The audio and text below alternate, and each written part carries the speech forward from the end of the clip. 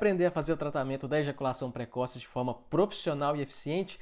Então fica aqui comigo que nesse vídeo de agora é isso que você vai aprender. O meu nome é Bruno Lima e seja muito bem-vindo a mais um Foca no Prazer aqui no seu Prazer TV. E galera, olha só, ejaculação precoce é uma coisa que infelizmente ou felizmente eu entendo muito bem. Porque eu tive esse problema durante muitos anos na minha vida e foi justamente por causa dele que eu procurei ajuda nas terapias sexuais, no Tantra, justamente para poder resolver esse problema, resolver essa dificuldade que me trazia tanta vergonha, tanto medo e tanta dificuldade nas minhas relações. Então é disso que a gente vai falar aqui agora no programa de hoje. Então se você quer aprender, se você tem clientes que têm esse problema, fica aqui comigo que eu tenho certeza que você vai sair daqui com ótimas ideias para começar o tratamento do seu cliente. Então, bora lá com a gente, sem mais enrolação. Então, para começar, vamos pensar aqui. O que é, de fato, a ejaculação precoce? Você já parou para pensar sobre o que realmente é isso?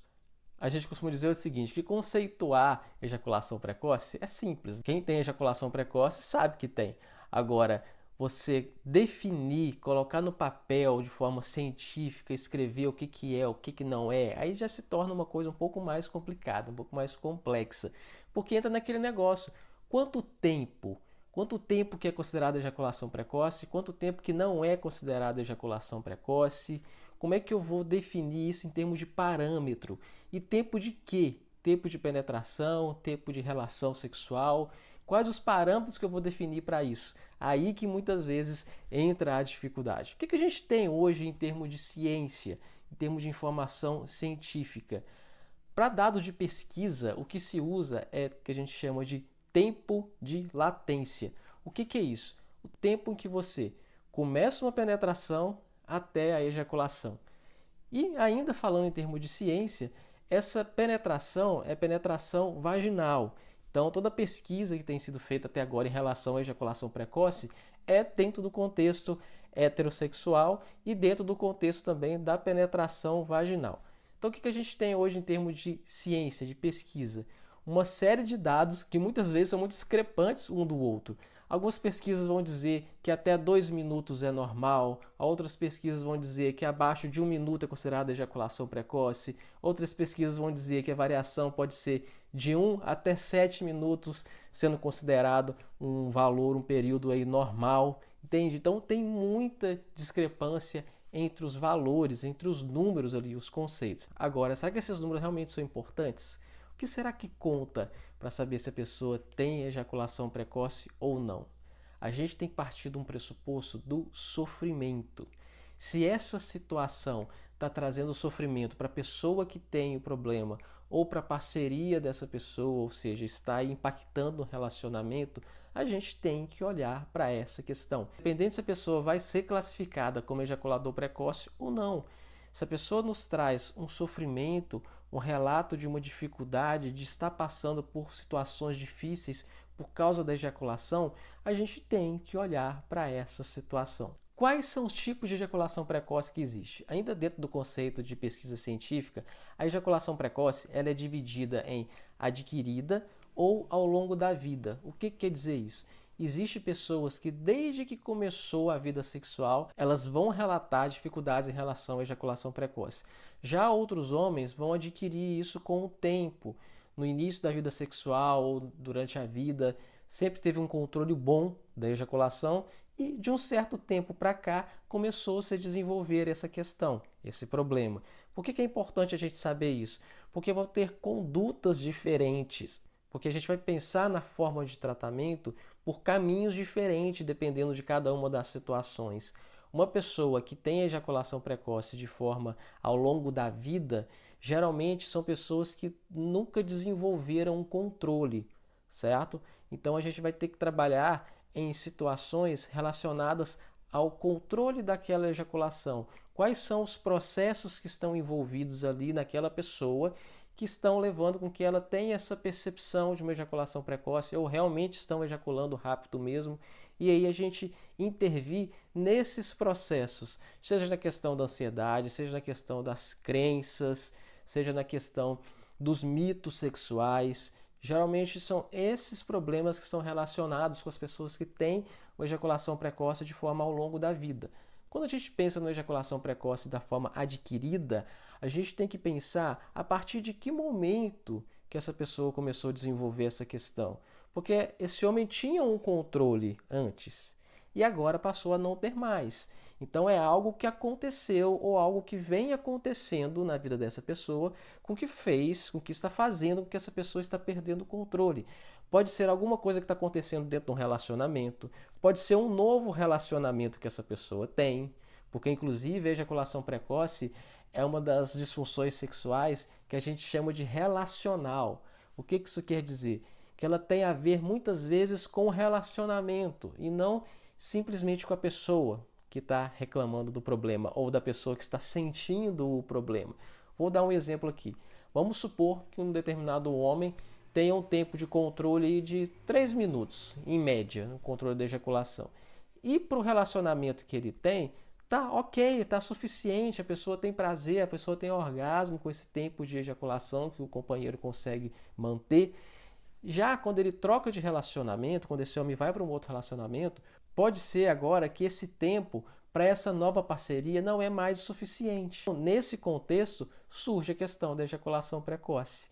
Então, na verdade, não é que esse homem mudou o tempo dele, é que no relacionamento anterior era suficiente e isso não era visto como um problema. Agora, nesse relacionamento atual, é sim um problema. Então, a gente vai ter que olhar e ajudar esse homem a trabalhar essa questão. Não só o homem em si, mas a relação como um todo. O relacionamento dessa pessoa pode estar comprometido, pode estar mais vulnerável por causa dessa situação. E também pode acontecer de realmente o homem tinha um controle maior da ejaculação dele e agora de um tempo para cá ele tem perdido esse controle. Nesse caso, é importante a gente entender o porquê disso, o que aconteceu. Provavelmente essa pessoa pode estar passando por algum tipo de estresse, alguma coisa que aconteceu na vida dessa pessoa que possa ter desencadeado o desenvolvimento dessa situação, desse problema. E aí a gente vai ter que seguir nessa linha de investigação para a gente poder mexer naquilo que está causando o problema da ejaculação precoce.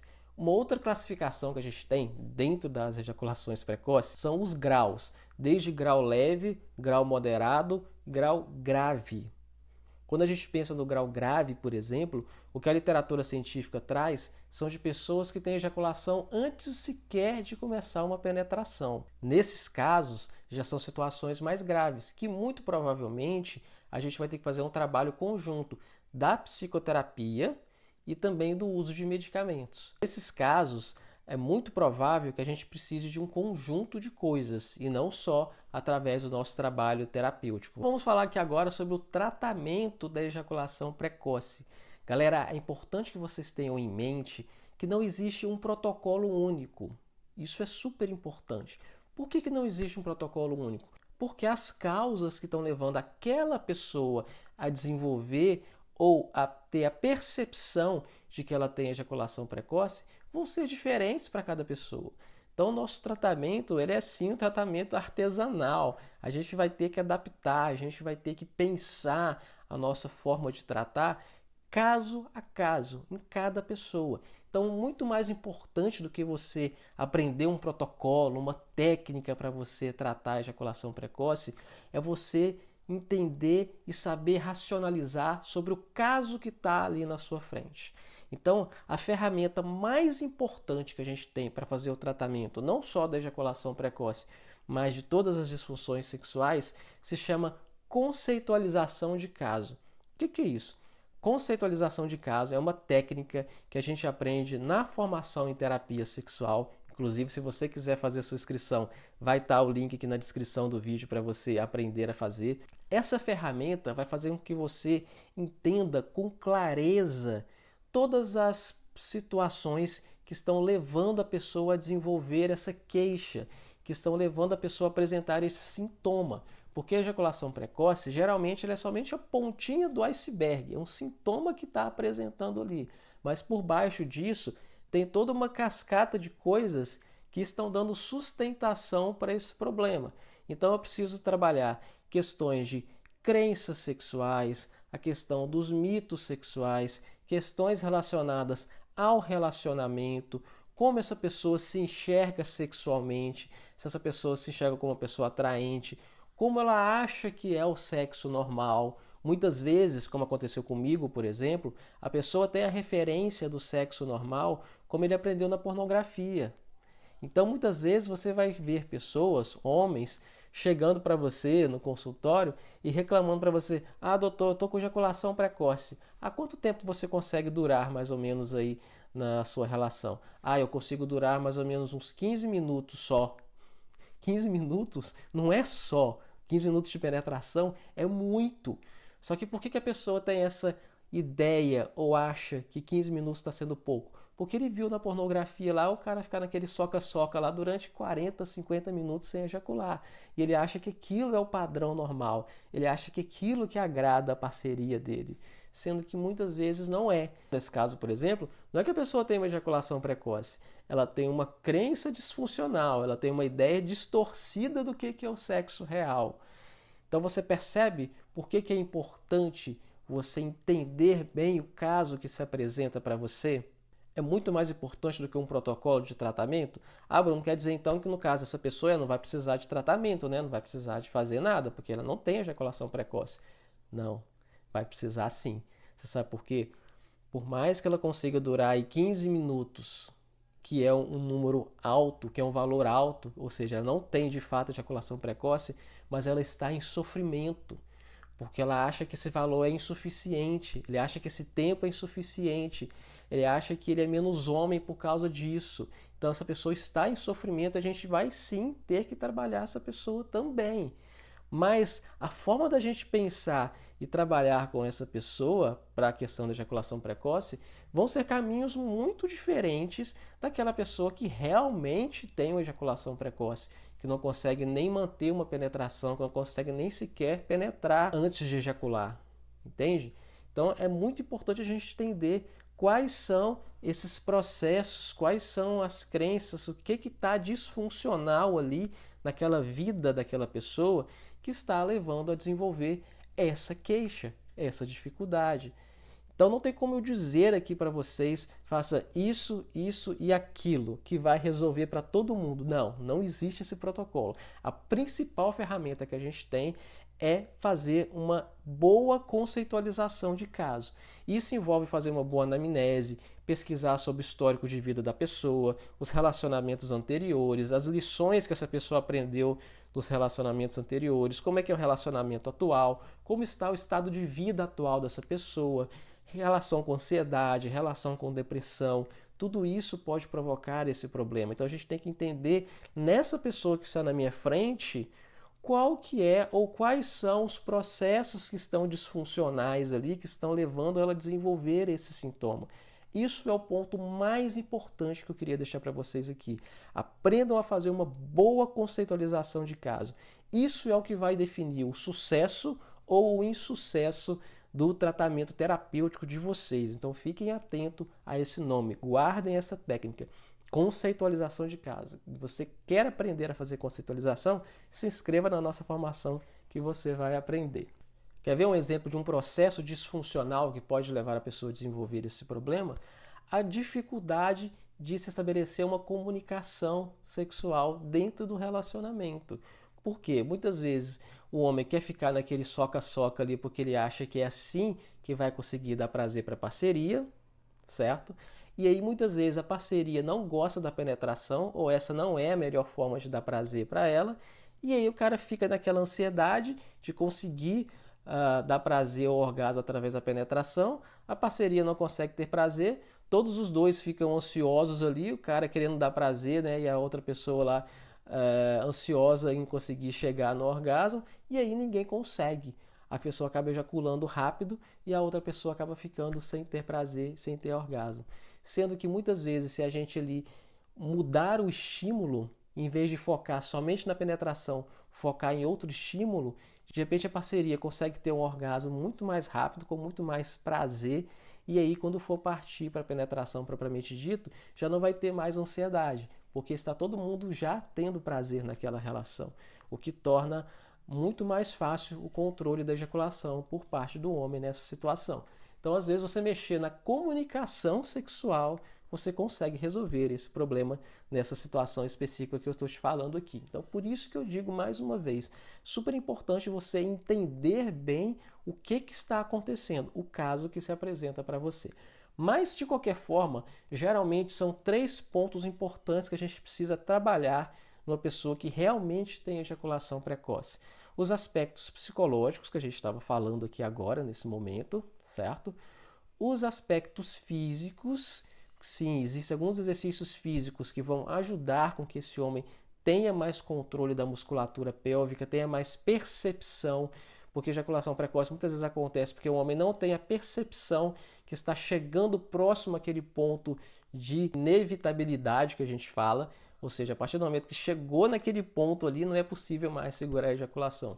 Quando você tem uma percepção melhor dos seus músculos, do assoalho pélvico, você consegue perceber antes que esse ponto chegue. E aí você vai conseguindo controlar os seus estímulos para que você consiga controlar também a sua ejaculação. Então, o aspecto físico, exercícios físicos é um segundo ponto que a gente precisa trabalhar. E o terceiro ponto que a gente comentou aqui também são os aspectos relacionais, ou seja, os aspectos da relação. Eu falei da comunicação sexual, entender como está acontecendo o relacionamento desse casal é super importante para que a gente possa trabalhar também, entender como isso está influenciando o desenvolvimento desse sintoma, no caso aqui da ejaculação precoce. Então, galera, esse é o nosso Foca no Prazer de hoje, aqui da Sua Prazer TV. Se você gostou, deixa aí o seu like, faça o seu comentário, deixe o seu comentário aqui, alguma dúvida que você tenha, que você ficou ainda em relação a essa questão, quer se aprofundar em algum tema, quer deixar sugestões de temas para os próximos Foca no Prazer aqui com a gente, só você deixar aqui no seu comentário, se inscrever no canal também do Prazer TV, para que você não perca nenhum vídeo que vier a acontecer aqui no canal. Toda quarta-feira a gente tem o Foca no Prazer aqui no Prazer TV e você é o meu convidado. Um grande abraço para você, até o nosso próximo vídeo.